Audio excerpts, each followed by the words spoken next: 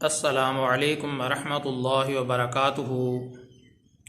मोहतरम सामईन, इमाम हसन बसरी रहमतुल्लाह अलैह फरमाते हैं, अक्लमंद शख्स वो है जो बोलने से पहले सोचता है, और बेवकूफ़ शख्स वो है जो बोलने के बाद सोचता है।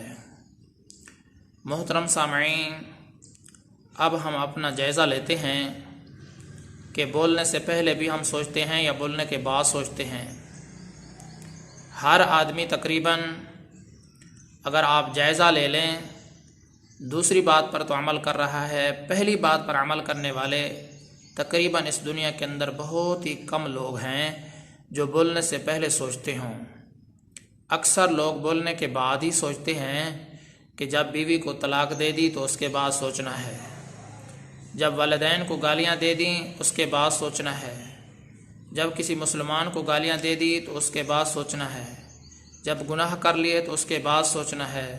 तकरीबन 98% ऐसे लोग हैं जो बोलने के बाद ही सोचते हैं, जबकि इमाम हसन बसरी रहमतुल्लाह अलैह ने फरमाया, अक्लमंद शख्स वो है जो बोलने से पहले सोचे, और बेवकूफ़ शख्स वो है जो बोलने के बाद सोचे।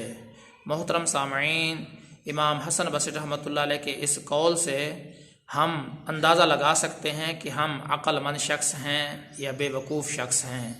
अल्लाह तबारक व तआला से दुआ है कि अल्लाह ताला मुझे भी और तमाम मुसलमानों को अक्ल सलीम अता फ़रमाए।